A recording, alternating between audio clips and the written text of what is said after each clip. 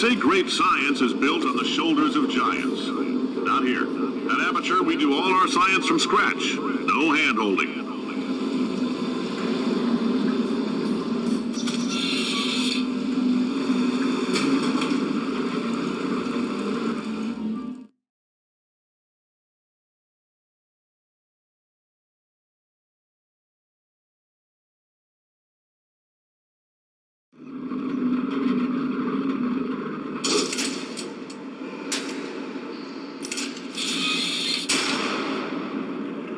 Let's get started.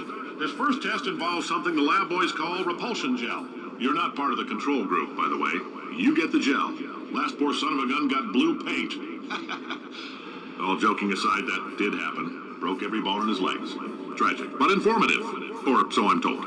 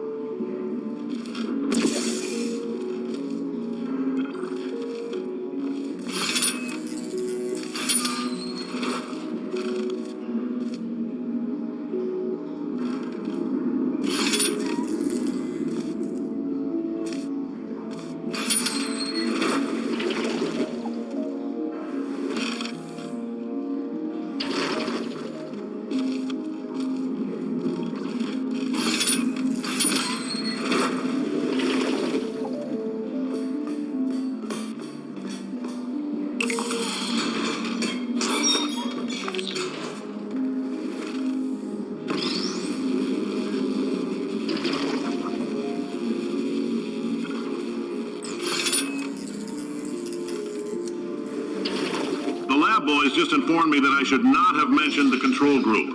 They're telling me I ought to stop making these pre-recorded messages. That gave me an idea. Make more pre-recorded messages. I pay the bills here, I can talk about the control group all damn day.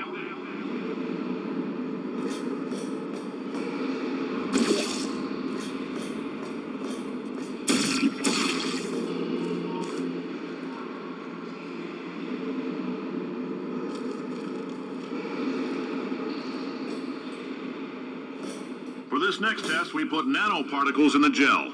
In layman's terms, that's a billion little gizmos that are going to travel into your bloodstream and pump experimental genes and RNA molecules and so forth into your tumors. Now, maybe you don't have any tumors. Well, don't worry. If you sat on a folding chair in the lobby and weren't wearing lead underpants, we took care of that too.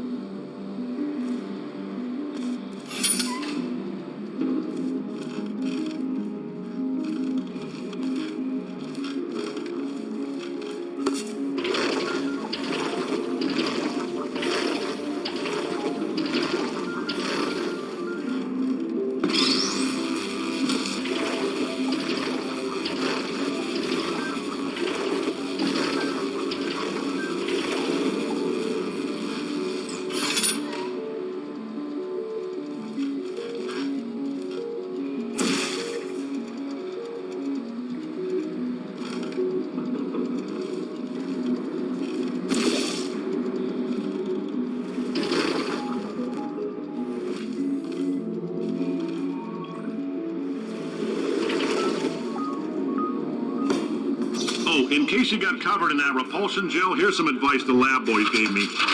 Do not get covered in the repulsion gel. We haven't entirely nailed down what element it is yet, but I'll tell you this, it's a lively one, and it does not like the human skeleton.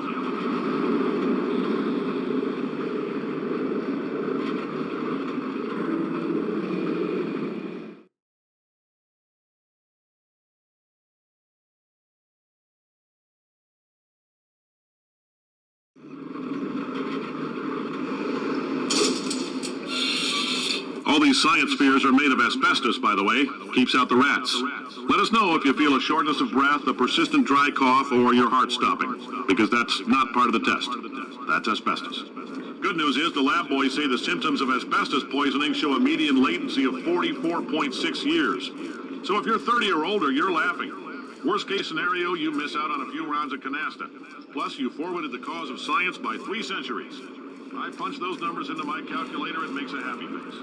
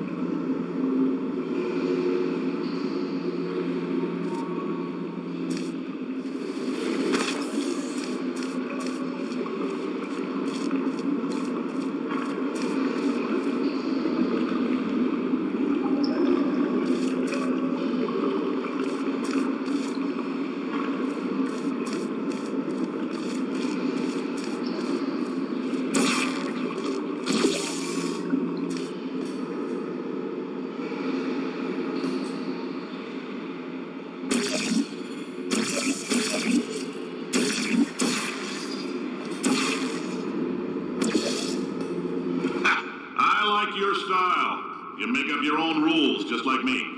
Bean Counter said I couldn't fire a man just for being in a wheelchair. Did it anyway. Ramps are expensive.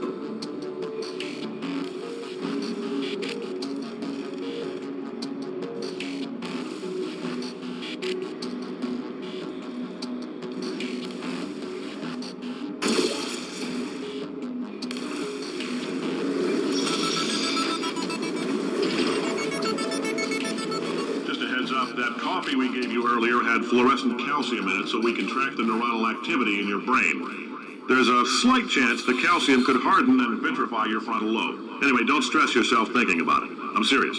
Visualizing the scenario while under stress actually triggers the reaction.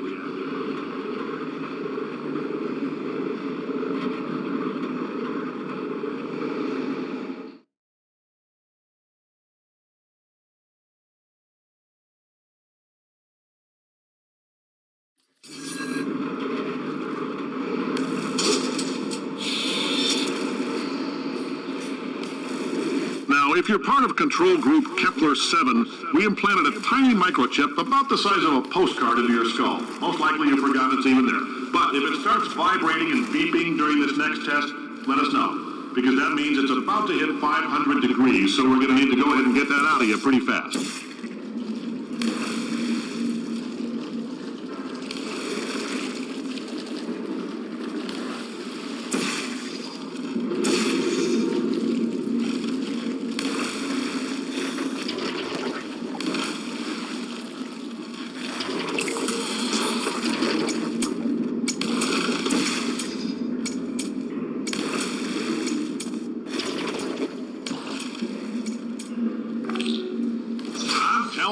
your pants on. All right, this next test may involve trace amounts of time travel. So, word of advice, if you meet yourself on the testing track, don't make eye contact. Lab boys tell me that'll wipe out time. Entirely. Forward and backward. So, do both of yourselves a favor and just let that handsome devil go about his business.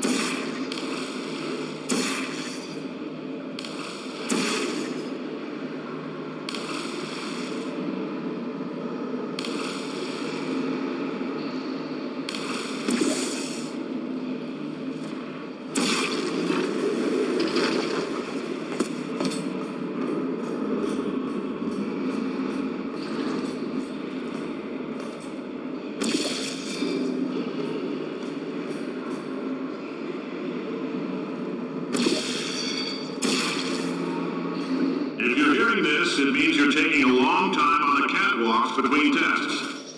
The lab boys say that might be a fear reaction. I'm no psychiatrist, but coming from a bunch of eggheads who wouldn't recognize the thrill of danger if it walked up and snapped their little pink bras, that sounds like projection. They didn't fly into space, storm a beach, or bring back the gold. No, sir, we did. It's you and me against the world, son. I like your grit. Hustle could use some work, though. Now let's solve this thing.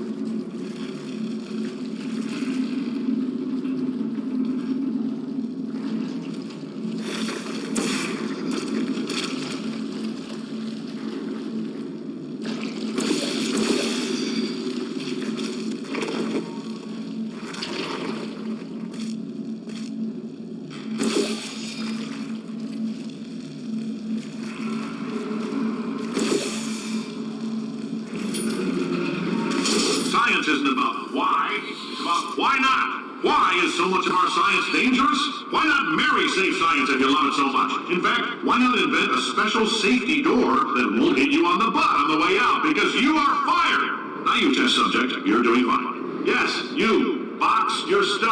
Out the front door. Parking lot. Car. Goodbye.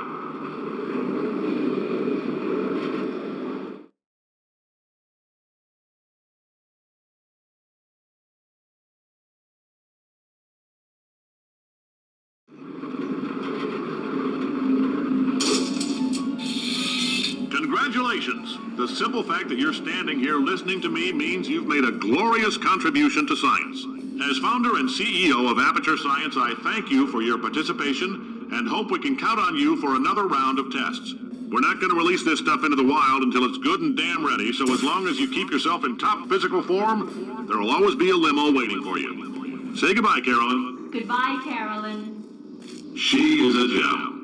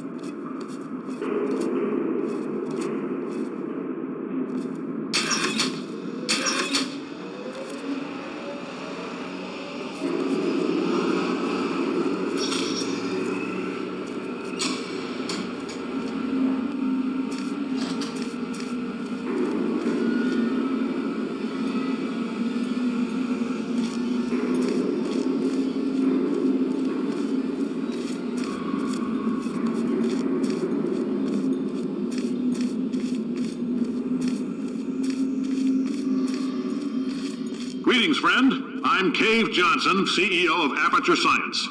You might know us as a vital participant in the 1968 Senate hearings on missing astronauts. And you've most likely used one of the many products we invented, but that other people have somehow managed to steal from us. Black Mesa can eat my bankrupt... Sir, the testing? Right. Now you might be asking yourself, Cave, just how difficult are these tests? What was in that phone book of a contract I signed? Am I in danger? Let me answer those questions with a question. Who wants to make $60 cash? You can also feel free to relax for up to 20 minutes in the waiting room, which is a damn sight more comfortable than the park benches most of you were sleeping on when we found you. So, welcome to Aperture. You're here because we want the best, and you're it. No, couldn't keep a straight face. Anyway, don't smudge up the glass down there. In fact, why don't you just go ahead and not touch anything unless it's test related.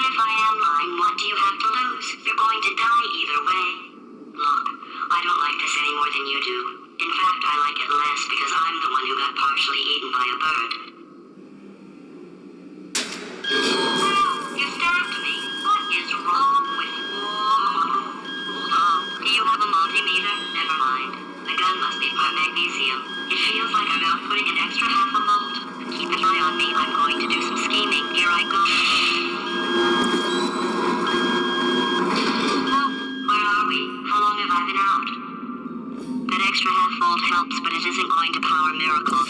If I think too hard, I'm going to fry this potato before we get a chance to burn up in the atomic